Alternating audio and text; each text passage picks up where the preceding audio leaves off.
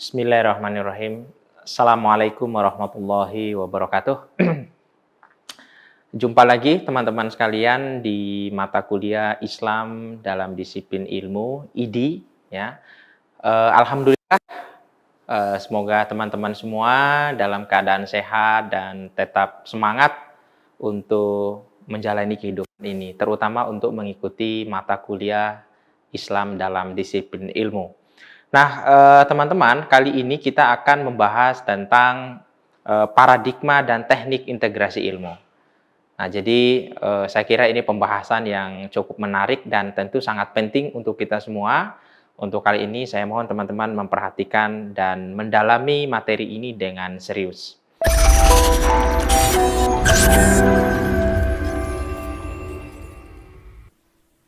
Oke, baik. Di sesi ini ada 3 poin yang akan kita bahas ya, teman-teman. Yang pertama itu kita mencoba mengenal apa itu paradigma dan urgensinya. Lalu yang kedua, kita akan berkenalan atau akan mencoba memahami gitu ya, berbagai paradigma dan teknik integrasi ilmu. Jadi kalau kita bicara integrasi ilmu, teman-teman, banyak sekali ya tawaran-tawaran dari berbagai cendekiawan Muslim atau paradigma-paradigma yang ditawarkan gitu ya. Nah, kali ini kita akan mengenal itu apa saja paradigma dan teknik integrasi ilmu itu ya. Dan yang ketiga, kita juga ingin mengetahui bagaimana sih teknik atau panduan teknis ya berbagai ragam paradigma itu. Di antaranya ada Islamisasi ilmu atau Islamization of knowledge gitu. Lalu juga ada pengilmuan Islam, lalu dan integrasi interkoneksi ilmu ya. Jadi kita akan membahas tentang bagaimana panduan teknis ketiga paradigma ini. Oke, baik teman-teman. Pertama, saya yakin teman-teman sudah pernah mendengar kata paradigma, paradigm gitu ya. Sudah pernah juga mungkin mendiskusikan apa itu paradigma gitu. Nah, tapi saya kira ini sekedar pengantar saja untuk kita masuk ke materi inti. Bahwa paradigma itu banyak sekali definisinya, banyak sekali pengertian yang dikemukakan oleh para pakar. Di antara yang saya tampilkan di sini, misalnya Gorgeringer itu menyebut paradigma itu adalah suatu cara pendekatan investigasi suatu objek atau titik awal mengungkapkan point of view gitu ya, inti dari pandangan gitu atau formulasi suatu teori lalu mendesain pertanyaan atau refleksi yang sederhana. Nah, itu menurut pengertian yang disampaikan oleh Gorgeringer gitu. Nah, yang berikutnya Fritjof Capra ya, itu mendefinisikan paradigma itu adalah kumpulan konsep, kumpulan nilai, kumpulan persepsi dan juga praktik yang dimiliki bersama oleh suatu komunitas yang membentuk suatu visi realitas yang menjadi landasan bagaimana komunitas itu mengatur dirinya sendiri. Jadi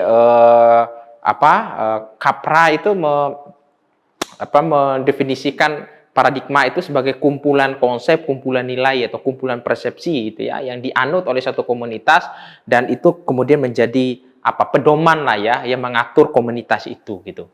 Nah, itu paradigma. Sementara Ferguson itu mendefinisikan paradigma itu sebagai pola pikir ya dalam memahami dan menjelaskan suatu aspek tertentu dari setiap kenyataan. Jadi dia mendefinisinya sebagai pola pikir gitu ya. Itulah paradigma itu. Nah, saya kira banyak sekali ya pendapat para pakar, para ahli menyangkut apa itu paradigma. Nah, poinnya apa? Paradigma itu adalah sebetulnya ya itu tadi sekumpulan konsep nilai yang diyakini dan dipraktekkan oleh suatu komunitas atau bukan mungkin juga suatu individu gitu. Itulah paradigma. Nah, pertanyaan lanjutannya, apa sih pentingnya paradigma itu? Gitu. Sehingga kita nanti akan membahas paradigma integrasi. Nah, saya kira paradigma itu sangat penting ya teman-teman ya. Thomas Kuhn di dalam bukunya The Structure of Scientific Revolutions itu menyatakan bahwa teori dan data dalam sains itu bergantung pada paradigma. Dalam mempelajari paradigma, ilmuwan memperoleh teori, metode, dan standar sekaligus. Makanya teman-teman yang mempelajari teori tertentu atau studi atau jurusan tertentu, pasti banyak sekali itu paradigma yang muncul di situ. Dalam ilmu pendidikan muncul ada paradigma behavioristik, ada paradigma positivistik, ada paradigma rasionalistik, ada paradigma macam-macam gitu ya. Dalam teori ekonomi ada paradigma liberalisme dan seterusnya, neoliberalisme dan lain-lain. Jadi paradigma itu bahkan selalu muncul di dalam studi-studi keilmuan yang bersifat spesifik sekalipun gitu. Nah, jadi menurut Thomas Kuhn, paradigma itu teori dan data, kata Thomas Kuhn, itu sangat bergantung pada paradigma. Nah, ini saya kira penting sekali paradigma itu. Kalau kita menggunakan paradigma tertentu, itu akan menentukan hasil dari analisis kita atau bahkan hasil dari data yang kita suguhan data yang kita temukan, ya, atau kesimpulan dari data yang menjadi temuan kita itu. Nah, karena itu teman-teman, seperti yang dipahami oleh Thomas Kuhn bahwa pada dasarnya realitas sosial itu dikonstruksi oleh mode of thought, cara berpikir. Jadi realitas sosial kita itu atau realitas kehidupan kita itu pada akhirnya akan dikonstruksi oleh cara berpikir, ya, oleh cara penyelidikan tertentu yang pada gilirannya akan menghasilkan cara mengetahui tertentu pula. Nah, ini saya kira betapa paradigma itu mempengaruhi atau cara berpikir, cara penyelidikan, ya pada akhirnya itu akan melahirkan cara mengetahui, bahkan hasil dari cara kita mengetahui itu atau hasil dari cara kita menyelidiki itu. Jadi saya kira itu betapa pentingnya paradigma. Nah, jadi jangan-jangan kita dalam hidup kita ini teman-teman sekalian sadar atau tidak itu dipengaruhi oleh paradigma tertentu, cara berpikir tertentu, tapi kita tidak menyadari itu gitu. Seolah-olah kita tidak hidup dalam paradigma itu, dalam paradigma itu gitu. Jadi saya kira karena itu kita harus memahami apa itu paradigma dan dalam konteks ini apa itu paradigma integrasi keilmuan yang akan kita bahas nanti. Sebetulnya teman-teman, kalau kita bicara paradigma atau berbagai paradigma dalam integrasi keilmuan atau di dalam relasi antara agama dengan ilmu atau khususnya relasi antara Islam dan sains itu melahirkan berbagai paradigma.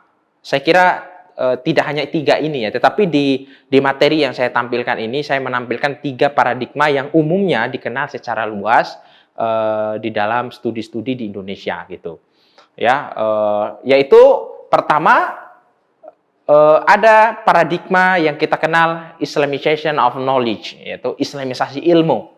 Ya, jadi itu paradigma pertama yang saya kira menghebohkan gitu ya, yaitu upaya melakukan Islamisasi terhadap ilmu, sains ya dalam konteks ini. Yang kedua, yaitu pengilmuan Islam atau Islam sebagai ilmu ya. Nah, ini oleh pakar, oleh cendekiawan Muslim Indonesia, ini sebetulnya respon juga terhadap gagasan Islamisasi ilmu ya. Ya, jadi respon sehingga ditawarkanlah satu paradigma namanya pengilmuan Islam atau Islam sebagai ilmu. Paradigma ketiga ya, yaitu integrasi interkoneksi ilmu. Ya. Nah, integrasi interkoneksi ilmu juga ini adalah respon terhadap wacana-wacana paradigma yang muncul termasuk Islamisasi ilmu ya.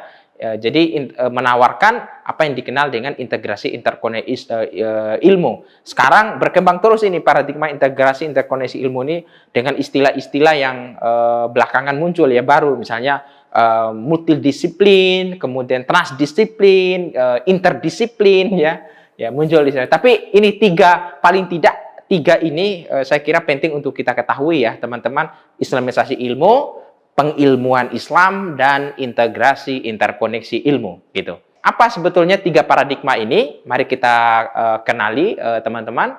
Pertama, kita coba mengenali apa itu paradigma Islamisasi ilmu.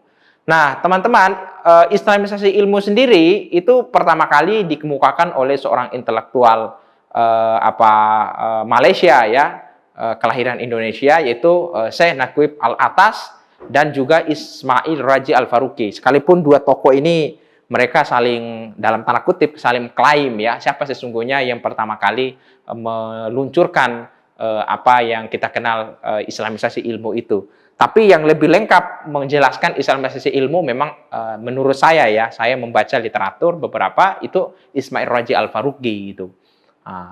Nah, ini Ismail Raji Al-Faruqi ini atau Al-Faruqi dikenal ini seorang cendekiawan muslim kelahiran Palestina yang besar di Amerika itu. Nah, Islamisasi ilmu ini teman-teman itu dimaksudkan sebagai respon positif terhadap realitas pengetahuan modern yang sekularistik. Nah ini jadi Al-Faruqi ini melihat pengetahuan modern itu sangat sekularistik. Di satu sisi, nah ini kritik Al-Faruqi, tapi di sisi lain juga Al-Faruqi melihat Islam itu terlalu religius di sisi lain dalam model pengetahuan baru yang utuh dan integrasi tanpa pemisahan. Jadi maksudnya terlalu religius di sisi lain itu adalah ada komunitas-komunitas, ada kelompok-kelompok Muslim sekalipun mungkin kecil itu memisahkan antara Islam dengan aspek keilmuan ya, yang objektif itu gitu. Jadi makanya sekularisasi itu ada dua sebetulnya, sekularisasi yang dilakukan oleh di luar Islam yang ingin oleh dalam tanda kutip Barat yang memisahkan antara ilmu dengan agama atau ilmu dengan Islam. Kemudian sekularisasi juga dilakukan oleh umat Islam itu sendiri, itu dalam tanda kutip ya, sebagian kecil umat Islam itu yang memisahkan antara Islam dengan kebenaran sains gitu. Nah ini bahkan mempertentangkan ya dalam beberapa kasus kayak gitu. Nah ini semangat inilah yang kemudian memunculkan apa yang dikenal Islamisasi of knowledge ini. Nah kita masuk ke apa sih program Islamisasi ilmu pengetahuan ini gitu ya. Nah, adapun program-programnya teman-teman model teknik Islamisasinya ada beberapa. Yang pertama itu harus penguasaan disiplin ilmu modern. Jadi Al-Faruqi ini menawarkan kalau mau melakukan Islamisasi itu harus menguasai disiplin ilmu modern gitu ya. Yang kedua, penguasaan hasanah barat. Jadi karena objek yang disoroti ini adalah sekularisasi ilmu yang berkembang di Barat, maka Al-Faruqi menawarkan agar siapapun ya seorang Muslim, ilmuwan Muslim, maka dia harus melakukan penguasaan terhadap hasanah Barat, ya hasanah keilmuan Barat. Yang ketiga, penentuan relevansi Islam bagi masing-masing bidang ilmu modern, ya contohnya di bidang teknik elektro misalnya, atau bidang teknik atau di bidang kedokteran atau di bidang psikologi misalnya itu ditentukan ya relevansi Islam dengan bidang ilmu tersebut gitu. Yang keempat, pencarian sintesa ya kreatif antara hasanah Islam dengan hasanah ilmu modern. Jadi bagaimana kita ini mencari titik temu ya, menyimpulkan atau mensintesakan antara hasanah Islam dengan ilmu modern. Nah, ini teknik Islamisasi model Al-Faruqi ya.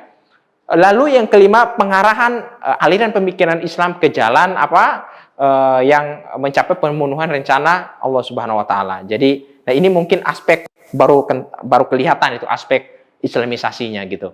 Jadi ini beberapa tahapan teknik Islamisasi model atau program Islamisasi model Al-Faruqi. Nah, adapun langkah-langkah yang harus dilakukan dalam melakukan Islamisasi menurut Al-Faruqi itu paling tidak ada 12 langkah ya. Yang pertama, seperti yang dijelaskan tadi programnya tadi, mau tidak mau kita harus menguasai disiplin ilmu modern, gitu ya. Nah, jadi kalau teman-teman misalnya nih jurusan biologi, gitu ya, harus kuasai dulu itu, perdalam dulu biologi itu dari berbagai perspektif, dari berbagai teori, dari berbagai temuan-temuan di dalam disiplin ilmu itu, ya. Jadi penguasaan disiplin ilmu modern, gitu ya.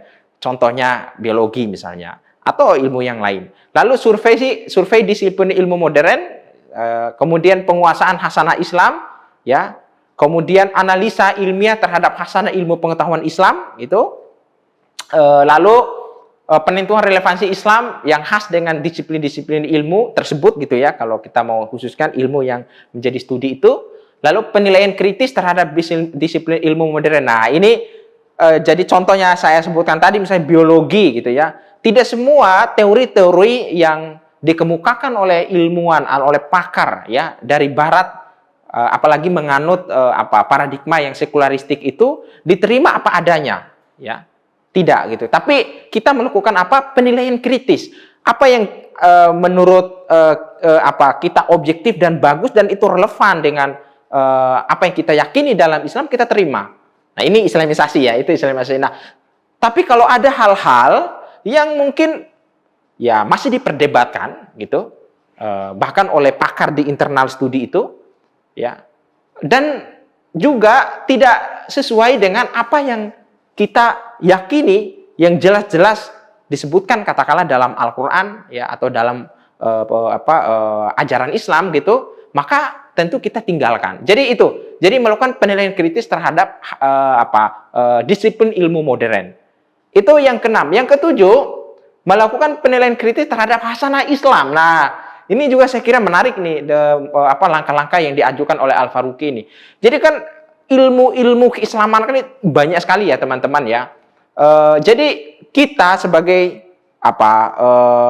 seorang Muslim atau ilmuwan Muslim atau intelektual Muslim yang hidup di abad ini, tentu ada banyak hasanah-hasanah keilmuan yang ditinggalkan oleh para cendekiawan Muslim di abad-abad yang lalu, gitu ya, atau ulama-ulama yang abad-abad yang lalu, gitu ya, masa lalu. Itu kita ambil, mana yang baik kita ambil, tapi mana yang mungkin itu kurang relevan dengan kehidupan kita saat ini atau dengan perkembangan keilmuan saat ini, maka tentu kita pertimbangkan untuk kita mungkin kita kritisi, bahkan kita tinggalkan gitu. Nah, ini penilaian kritis bukan hanya terhadap disiplin ilmu modern, tetapi juga terhadap hasanah Islam, hasanah tradisi keilmuan yang konstruk oleh peradaban masa lalu. Ya, kan saya kira peradaban masa lalu tentu menghadapi kondisi zaman atau juga situasi yang berbeda dengan apa yang kita hadapi sekarang ini, sehingga perlu penilaian kritis. Nah, ini saya kira langkah-langkah yang diajukan oleh Al-Faruqi. Berikutnya yang ke-8 itu adalah survei permasalahan yang dihadapi umat Islam. Nah, jadi permasalahan dihadapi oleh umat Islam, perlu dilakukan survei, kemudian survei permasalahan yang dihadapi oleh umat manusia, lalu analisa kreatif dan sintesa, ya, kemudian penuangan kembali disiplin ilmu modern ke dalam ke dalam Islam gitu kan. Kemudian ke-12 penyebarluasan disiplin ilmu yang telah diislamkan itu atau telah diislamisasikan itu. Jadi saya kira ini beberapa langkah yang diajukan oleh Al-Faruqi kalau memang kita teman-teman ingin melakukan islamisasi, modelnya kira-kira seperti ini. Jadi harus kuasai disiplin ilmu modern atau paling tidak ilmu jurusan teman-teman itu, ya. Kemudian harus menguasai hasanah Islam, paling tidak hasanah yang berhubungan dengan ilmu yang sedang teman-teman tekuni, misalnya gitu ya. Nah, kemudian dan seterusnya ya. Seperti yang saya jelaskan tadi, 12 langkah itu. Nah, ini langkah-langkah islamisasi model Al-Faruqi. Oke, baik teman-teman, saya kira untuk bagian pertama ini kita akhiri, nanti kita akan lanjutkan ke bagian kedua. Assalamualaikum warahmatullahi wabarakatuh.